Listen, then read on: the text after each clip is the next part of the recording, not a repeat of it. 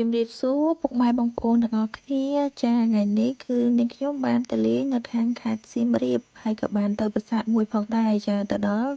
គឺថាសបោក្មេងៗមែនតើនៅទីនេះគាត់ចាំនាំផ្លូវអញ្ចឹងណាចាប្រាសាទនោះគឺថាឈ្មោះប្រាសាទចៅស្រីវិបុលដែលកសាងឡើងនៅចុងសតវត្សទី11ក្នុងរជ្ជកាលព្រះបាទសូរ្យវរ្ម័នទី1តាមរចនាបថឃ្លាំងនិងបច្ចេកទេសសំណង់ប្រហែលទៅនឹងប្រាសាទភ្នំជីសូរវត្តបាសែតនិងវត្តឯកភ្នំនៅខាងខេត្តតាកែវណាបងប្អូនចាហើយប្រាសាទនេះផងដែរគឺថារងការខូចខាតជាអន្លើដោយសារតែសង្គ្រាម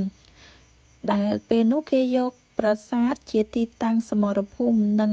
កត្តាមនុស្សលួចគាស់កកាយរកវត្ថុមានតម្លៃជាដើមម្យ៉ាងទៀតដោយសារអាយុកាលរបស់ប្រាសាទនិងដើមឈើធំដុះឬសជ្រែកថ្មបណ្ដាលឲ្យប្រាសាទនោះមានការបាក់ដួលរលំជាដំណំណាបងប្អូនចាបន្ទាប់មកចាប់ពីឆ្នាំ2007មកអាជ្ញាធរជាតិអប្សរាបានថែទាំអភិរក្សដោយផ្ដោតទៅលើការទ្រទ្រង់ការទប់ស្កាត់ការដួលរលំបន្តនិងការរៀបចំធ្វើផែនការហានិភ័យដើម្បី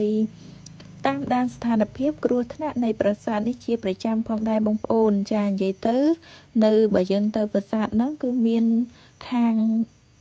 អ្នកគ្រប់គ្រងប្រាសាទណាចាគាត់រួសរាយរាក់ទាក់មែនតើពេលឃើញយើងទៅអញ្ចឹងគឺថាគាត់នាំផ្លូវយើងដើរមើលគ្រប់ទីកន្លែងអញ្ចឹងណាណែនាំប្រាប់យើងពីប្រាសាទនឹងជាដើមអញ្ចឹងទៅចាពួកគាត់ជាអ្នកថែទាំបរិស្ថាននៅទីនោះហើយ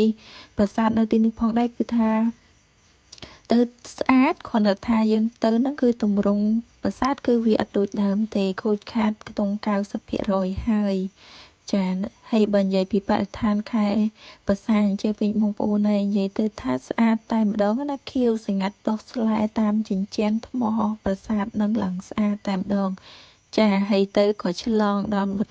ប្រាសាទអង្គរវត្តបន្តិចដែរទៅដោយសារពេលហ្នឹងបានទៅដែរប៉ុន្តែអត់បានថតអីច្រើនទេបានទៅដែរចូលហ្នឹង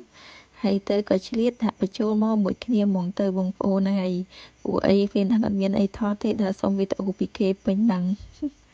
ចាវីដេអូគឺមានតែប៉ុណ្្នឹងទេបងប្អូនអរគុណច្រើនសម្រាប់ការទស្សនាវីដេអូមួយនេះផងដែរជួបគ្នានៅវីដេអូក្រោយទៀតបាយបាយ